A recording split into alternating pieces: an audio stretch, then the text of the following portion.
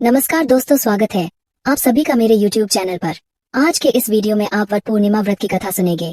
दोस्तों, इस कथा के बिना वट पूर्णिमा व्रत अधूरा माना जाता है।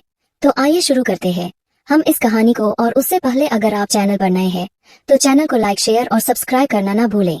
पौराणिक कथा के अनुसार सावित्री राजा अश्वपति की पुत्री थीं और वे बेहद सुंदर और चरित्रवान थीं। बड़े जतन से सावित्री का विवाह सत्यवान नामक युवक से हुआ था। सत्यवान बेहद कर्तव्यनिष्ठ और भगवान के सच्चे भक्त थे।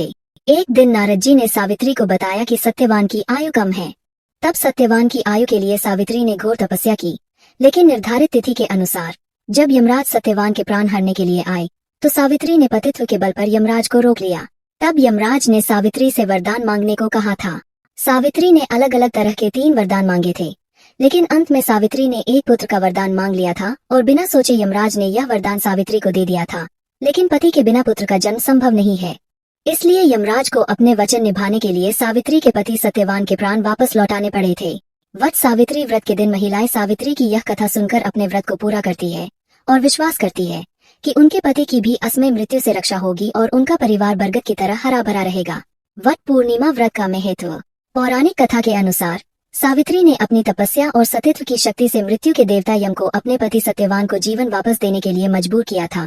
इसलिए विवाहित महिलाएं अपने पतियों की सुरक्षा और लंबी उम्र के लिए वट सावित्री व्रत रखती है। इस व्रत को करने से सौभाग्य की प्राप्ति होती है, साथ ही पति के साथ रिश्ते अच्छे रहते हैं और दाम्पत्य जीवन में मधुरता आती है। इसके अलावा घर में भी सुख समृद्धि का वास होता है। ऐसे करे पूजा।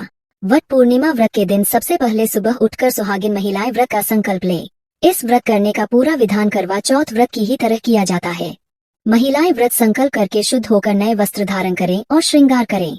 सुहाग की वस्तुएं भी पूजा की थाली में सजाएं और अपने घर के पास के किसी बरगद के पेड़ की पूजा करें।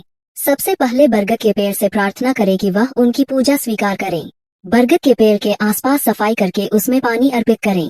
भगवान गणेश का ध्यान करके पूजा आरंभ करने की स्वीकृति मांगें। माता पार्वती और पिता शिव जी का ध्यान करें और उनकी पूजा करें। सावित्री और सत्यवान की मूर्ति बनाएं या उनके चित्र को फूल माला से सजाएं। बरगद के पेड़ की परिक्रमा करें और सुहाग की वस्तुएं सावित्री को अर्पण करें। बरगद के पेड़ को भी कुमकुम हल्दी के पानी से सींचें। पूजा के दौरान बरगद के पेड़ पर रोली और लाल सूती धागा लपेटें। लाल रंग सुहाग का प्रतीक है। बरगद के पेड़ के नीचे बैठकर वट सावित्री पूर्णिमा व्रत की कथा सुनें। अपने बड़ों का आशीर्वाद ले और पति के पैर छूकर भी आशीर्वाद ले।